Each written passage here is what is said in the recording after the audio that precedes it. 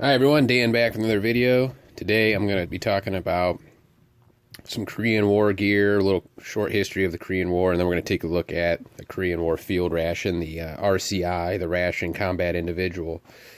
So, for those of you who don't know, the Korean War was fought between 1950 and 1953 officially, although to this day it still is technically going on as a peace treaty has never been signed between South Korea, the United States, and North Korea. And as we well know, there's renewed tensions on the Korean Peninsula over nuclear arms development. So this conflict is still relevant to this day.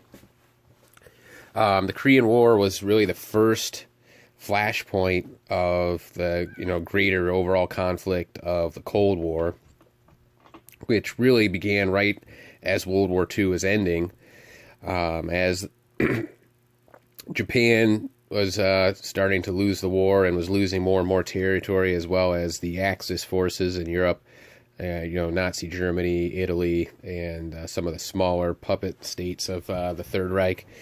The Soviets began wanting to grab up as much of that territory as they could in both Europe and Asia, and the Western forces wanted to counter this as they didn't want communism to spread. Even though the Soviet Union had been our ally, it was kind of the enemy of my enemy is my friend, more than a true friendly alliance. So this would be where the whole containment policy started to get its roots.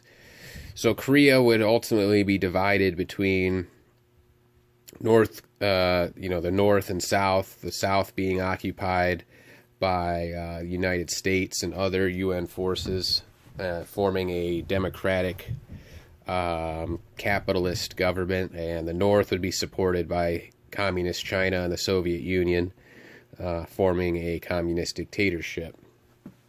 So in 1950, North Korea, once again supported by China and more or less secretly supported by the Soviet Union, decided to invade South Korea, and early on pretty much put the U.S. on its ass, as we weren't really prepared to fight a war in Korea. We had a very small occupational force there, as well as in Japan, who was pretty lightly armed. They weren't equipped to fight a major war. And North Korea, having been supplied by the Soviet Union and China, was pretty well equipped. They had T-34 tanks, which was one of the best tanks in World War II, as well as most of any of the Soviet equipment used during World War II, which was, pretty decent stuff. So they pushed America all the way back to around the port of Busan, and we pretty much held on by our fingernails there till enough heavy forces could be brought over from Japan, Guam, and then the mainland United States. And then we pushed them back across the 38th parallel all the way to the border with Japan, or excuse me, not with Japan, but with China. Right around the time of the Battle of Incheon, where at that point the Chinese came rushing over their border, pushed us back to the 38th parallel, and that's where the war stagnated until a ceasefire in 1953, and that's where it's remained ever since. Well, apparently we have a cat that wants to visit me during this video. Pardon me. Little furry friends apparently want to talk about history as well. So after that stalemate, the war pretty much stagnated and almost was World War I like, with trenches and fortifications along the 38th parallel, and that's where things have remained a stalemate till this day. As far as equipment use in the Korean War, it was mainly leftovers from World War II. We had huge stockpiles of uniforms and equipment left over from World War II, being that it was only 5 years previous. So early on, that's what troops were equipped with. And as the war went on, some newer, updated uniforms were developed and introduced. The uniform you see here was my grandfather's. He was in the Army. He did serve in Korea from 1950-51, and then he remained in the Army until, I believe, 1957. But you can see here his uniform, at least one of his, is a M1943 HBT uniform. summer pattern, and you can see it's been modified with these smaller pockets of the later HBTs. And I don't know if he did this personally or if this was something that was being done at like local depots, but you can see the outline of where the M43, the big pockets were, and where the smaller pockets were later added on. You can see his field cap was a M43 field cap, and it's still in the older OD number 3, more of the khaki color. And he has his combat medic badge on there. So a lot of the uniforms were pretty much just leftovers from World War II, and then they did introduce in 1950 and 51 some updated fatigues, field jackets, and all of that, which I have, but you know, I'm not going to get into that. It's nothing too exciting to look at. Pretty similar to the stuff left over from World War II, with just some minor modifications. You know, the main thing being the field jacket. The 51 had a button and liner, unlike the 43, and then it went to snap buttons with the zipper, rather than the M43, which just had regular style buttons. But one of the main developments in Korea that really set it up, you know, really started to improve survivability for soldiers on the battlefield was the introduction of body armor like this. The combination of the introduction of body armor and the helicopter, along with the Mobile Army Surgical Hospital MASH, which I'm sure you're all familiar with from the show. Those three things, the improvements of the medical system, being able to quickly life flight, as we would say today, or medevac via helicopter to a MASH unit, and the introduction of the body armor really improved survivability of wounded soldiers in comparison to World War II, where it could take hours or even days to reach a field hospital or hospital ship via vehicle, you know, wheeled vehicle back through the lines. So the Army had begun experimenting with body armor in limited use with ground troops towards the very end, the ending months of World War II, with like the T-52-2 vests, which were steel or plates like they had been issuing to the air crews. But those steel vests were pretty heavy, and that's why they never had made it into real mainstream use in World War II with ground troops. But in Korea, they decided to start experimenting more, and they started introducing these nylon vests, because nylon had come about as a material in World War II, and they discovered that when layered and weaved in its ballistic form, it provided pretty good protection against shrapnel.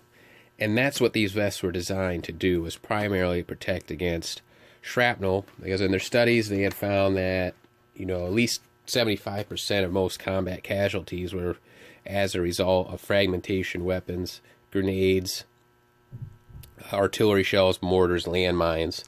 And so that's what these were designed to protect against, and they did a good job of it. They would reduce the severity of some small arms, pistols, like low velocity pistol rounds. And they were pretty popular in Korea from what I've read, being that it was pretty stagnant, and the trenches, you know, especially in fall, winter time, it's pretty cold and wet. Whereas these in Vietnam were pretty unpopular because it was very mobile, and the tropical climate, you know, made them very hot and uncomfortable. So this vest here is the M1952. So it was kind of introduced midway through the war. Come up, we'll take a look at the label, so you can take a look at that, and you can read that. It says, when properly worn, it will protect vital areas against shell and grenade fragments, which cause most combat casualties. And that's true. I mean, I have some pictures from Korea where you see guys with these, with a big grin on their face, where they got a piece of shrapnel stuck in one. And, you know, that definitely saved their life, or at least saved them an unpleasant trip to the field hospital. So that's a little history of Korea. Now we'll take a look. I want to take a look at the Ration Combat Individual. We'll talk about the history of that. Let me get this vest out of the way here. So the Army had began to develop a 24-hour ration, something that would be a little more comprehensive. and it had a little more variety than the K rations. And in 1945, they had introduced the RCI. The K ration that which preceded it really had meant to be just more of like an assault ration, something that would be introduced in the early stages of an invasion before field kitchens and such could be set up. But it ended up being really overly used in World War II, and led to a lot of nutritional issues because it didn't have enough calories to be used long term as a standard ration, and soldiers got bored of them fast as there wasn't a lot of variety. So the RCI was, like I said, introduced in 1945. Production ceased in 1958 when, and then a year later in 59, the MCI was introduced. But this was a short-lived 24-hour ration, primarily I think because of weight. This whole container weighs about 5 pounds. And they decided to go to something a little more compact. But it contained 3 meals, and it's enough to sustain a soldier for 24 hours. So we'll open it up, and then we'll go through the different meals, and then we're going to open up some of the stuff. So on top here, see we have 3 of the clear plastic spoons that are known in these, as well as the early in-flight rations and the early MCI. They had the clear spoons versus the white ones that came later on. You can see we have 2 B units. We got the B crackers, candy, jam, and these had the key on the bottom. Interesting, these had the key opening because I mean they still issued at P-38s. I mean P-38s go back to World War II, but these had the little spam can, and you would put that here, lift this tab, and crank it, and that's how you open that up. And then we had the B1 unit, crackers, cocoa, and jam, both made by Natural Storage Company. Little cardboard dividers. Here we have a can of peaches, or pears rather. You can see it's just kind of stamped on the side. Sounds like this probably leaked out a long time ago, and there's probably some petrified pears inside of this, but we'll take a look at that later. The first entree is the chicken vegetables with broth. You can see this can's seen better days, and in fact I'm going to throw on some gloves while we look at the rest of this stuff. Anytime you're touching some of this old stuff, you never know what could be on it, mold and such, so it's best just to play it safe and wash your hands when you're done. So in fact, I'm going to do one other thing while I'm at this. I'm going to set this aside real quick, and I'm going to remove this uniform. And that way we're just on the poncho liner below. If anything happens to the woobie, it's easily replaced, but you can't replace your grandfather's uniform. So we got the 2 B units. 3 spoons. We got the peaches. Pardon me, I'm bumping my camera here. We got that chicken and vegetable with broth. What was beans and meatballs and tomato sauce, and some hamburgers. So those are your 3 entrees. Then we got one of the classic cakes. You know, these look like some, you know, what you would find in an MCI. Made by the Kroger Company, Cincinnati, Ohio. Peanut nut roll. I'm sure that's been spoiled for quite a long time. And then we have the accessories packet. And then these had the separately packed cigarette packet. So a little different than the MCIs where it was all in one. But this is 24 hours of accessories versus a single meal. So those are what's there. So we'll go ahead and, you know, I'm going to set this out, lay it out, and then we'll start digging into it. So I'll be back in just a moment. Alright, so I'm back.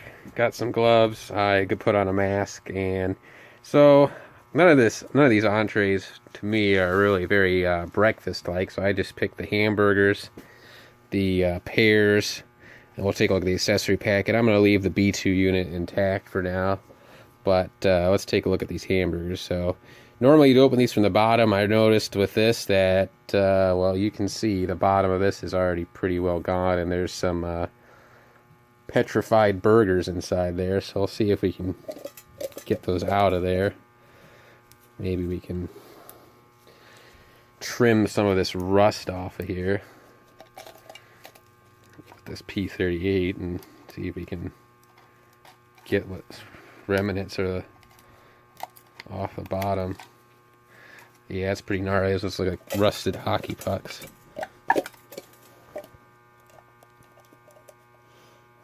Oh man, so it's just like a big blob of three. Looks like you would have gotten 3 hamburgers in there, maybe 4. There were some chunks that fell out of the bottom, but at least 3. And we got 3 petrified hamburgers in that thing. So yeah, that's pretty funky. I might try to get those out and clean up this can, put it back in display. Let's see if we can maybe get some of this remnants off the sides to where that will fall out. And like I said, if you ever open one of these up, just put some over your mouth and wear some gloves, just on the safe side. And there's probably some mold in here and whatnot. So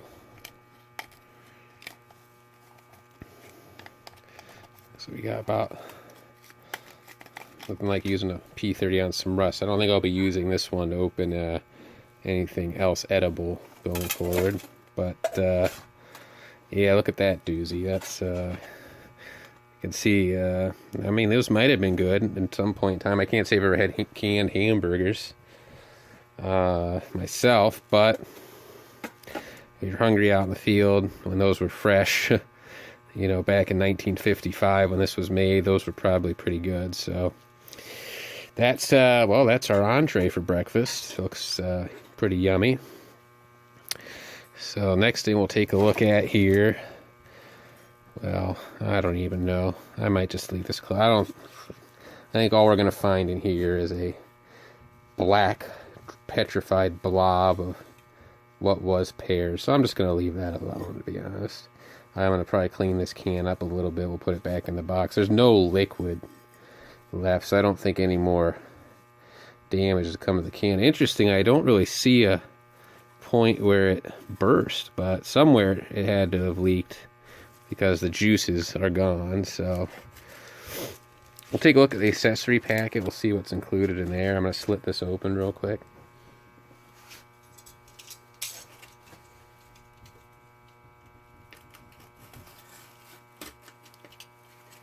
Anytime you're opening these old packets and you want to preserve them for your display, you can just slit them at the back so they still look good from the front.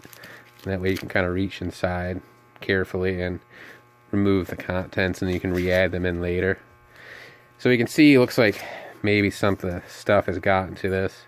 Maybe some of those juices from the other cans penetrated the foil pack. So we got sugar granulated. At least, so probably have a couple packs of those. So it looks like 2 packs so far. Okay, so we got some soup mix, chicken dehydrated, so like some Lipton's or Campbell's instant soup. Oh, there it is, Thomas J. Lipton Inc., Hoboken, New Jersey. So I know that's not far from where my parents grew up in New York. So there's some instant soup mix. Oop, it's a sugar packet, it looks like, or no, what is that? Dehydrated. No, it is. It's more sugar. That one broke open, unfortunately. Another sugar. So we got 4 sugars so far. I guess, you know, diabetes wasn't a concern back then. We got some Chickle treats, spearmint. Look at those. I'm sure these are still perfectly good. Kind of yellowed, but we're not going to try them. We're just going to leave those there. Some coffee instant. Another coffee instant. And that's a 3rd coffee instant. Soluble tea product, so some instant tea made by the Nestle company. Something we're all familiar with. I don't know, that one's got some weird, I don't know if the packaging's just started to delaminate or what's going on there. It looks a little funky. So got 3 coffees and a tea, so you got some caffeine fix there. Some salt, something funky going on with that. And then looks like we got our toilet paper, always important when you're out in the field. The butt ration, as it's sometimes called. So what do we got? Oh wow, look at that. Candy chocolate bar, sweet milk. Style 1. Manufactured by the Wilbur Suchard Chocolate Company. Lidditz, Pennsylvania. I'm sure that's long gone, but that's still pretty cool. These things are just cool. It's just like a time capsule. And there I am bumping the camera. And then another chocolate bar. So that's pretty nifty. And that's our accessory packet. So that would have been, you know, your 24 hours worth of accessories, which you could spread out throughout the day. Your sugar. Apparently the animals are joining us again. Apologize about that. Your coffees, your teas, a little soup there if you wanted it, some sweets, and your toilet paper. And then you would have had some fruit. And then one of your B units, crackers, candy, and jam. So that's what we have here. I'm gonna well, missed the gum there as a review. So I'm gonna clean up the petrified hamburgers, and then I'll be back with lunch. All right, so back at lunchtime here. We're gonna take a look at the beans, meatballs, and tomato sauce. Packed by Granite State Canning Corporation, Manchester, New Hampshire.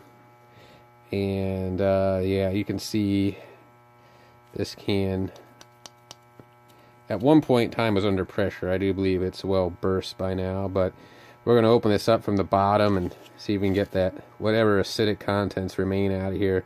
Try to save what's left in this can. So we would have had that as your main entree. You got your second B unit, crackers, cocoa, and jam. And then, you know, if you were a smoker, which I'm not, you could have had some smokes. We'll open this up from the back and see what kind we have in here. Hey, if you weren't a smoker, you could have traded this for another B unit or another nut roll or whatever, another entree if you were hungry. Cigarettes you could definitely trade for all kinds of good stuff if you weren't a smoker. So I know my grandfather was, so I'm sure he was taking part in these, but unfortunately, I'm not a smoker, so I would have been trading those for something else good. Alright, so let's see what kind of gnarliness is going to happen with this meatballs and beans. We're going to find out. We're just going to kind of point this down in case there's any. Oh yeah, there's a little bit of a. Oh yeah, that's still under pressure. Oh, you heard that hiss. So, yep. Yep, that's that put off a bit of a hiss. So that's why I said you want to wear a mask when you do this. It's probably going to be pretty. If this ends short, it's because I'm going to get rid of this pretty quick somewhere outside. I'm wearing a surgical antimicrobial mask right now, so that they wear in hospitals when they have contagious pathogens. I would have thought by the stains in the box that the pressure in this would have blown a long time ago, being that's from 1955, but nope, it's still under pressure.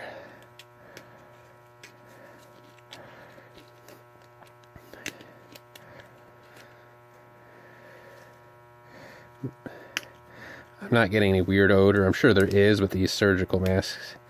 Do a pretty good job hiding it, as they have their own hospital sterile type smell to them. Bear with me. The bulging in the can is making the use of the P38 a little difficult. I'm gonna switch. See if I can. I don't know. I'm a right-handed person, so this might be a little difficult to do left-handed. I'm gonna try it.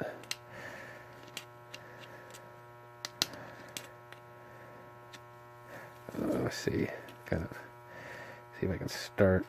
Yeah, that wasn't working. I'm going to start.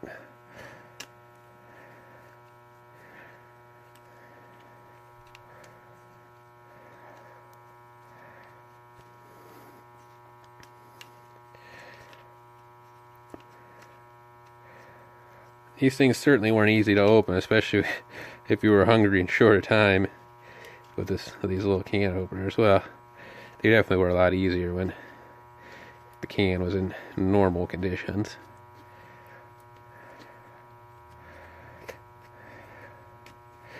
Yep, this is going to be a doozy. I can already tell.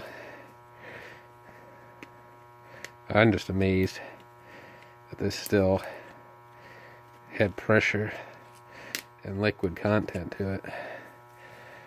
Oh boy. Alright, sorry about that. We got interrupted. Camera decided to shut off on me, but we pretty much had this can open, and we're gonna see if we can pry this. Oh boy, yep. I'm almost scared to see what's inside of here. Oh yeah. Gotta watch these edges.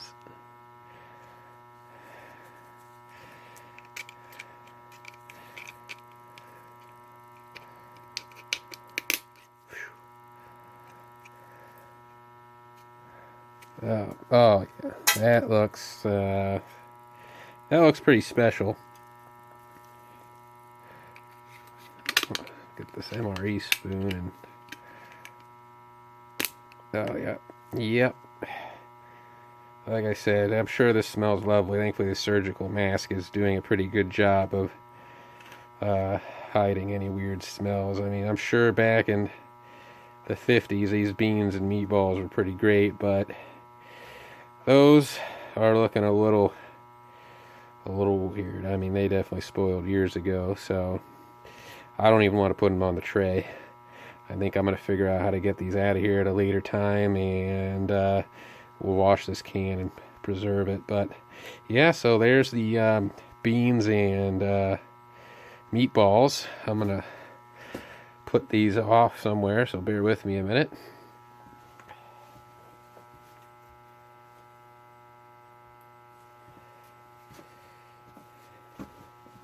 Almost want to change gloves real quick, but you know what, I'm going to take these off. Those didn't really work out the way they should have.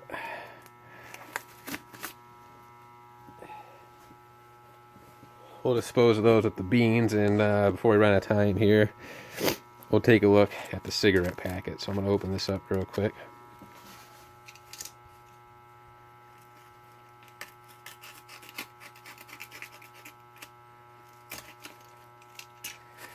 So I got that opened up from the back there, and we'll see what brand is inside here. Oh, you got a little pack of matches packed in there with the cigarettes. Let's see, waterproof kind. Huh. No manufacturer on there, interesting. Usually they have a little manufacturer pack. Wrong pack. Oh, actually, oh, look at that. They gave you 2 packs of matches. That's nice. I guess one for your cigarettes and probably one for getting your ration heater tabs going to heat up your rations. And look at that. Lucky Strikes. These are like the prized, famous GI cigarettes. You couldn't get any luckier than that to have a set of Lucky Strikes in there. So that's pretty cool. So this has been lunch here with the Ration Combat Individual. We had the Lucky Strike cigarettes. I'm pretty excited about that. We had some rather gnarly looking beans and meatballs, and then we had that B1 unit, crackers, cocoa, and jam. So I'm about out of time. I'm going to get this cleaned up, and then I'll be back with dinner. Alright, so I'm back with just a review of the remaining items here. So last entree, like I said, was the chicken vegetables with broth. And then our last real main item was the pecan nut roll, and bringing up dinner here. Now looking back, remembering I had that Lipton soup mix. I may have switched it up dinner. Maybe I'd had the hamburgers for dinner with the instant soup and the nut roll. But that's what we had left, you know. And after that nightmare with the meatballs, I am not going to open this right now. It's going to get opened eventually.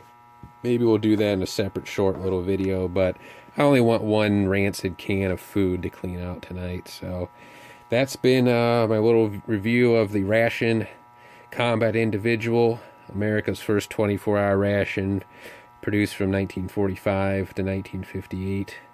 I appreciate you watching. Any comments, questions, or suggestions, let me know. Otherwise, I'll be back soon with another video.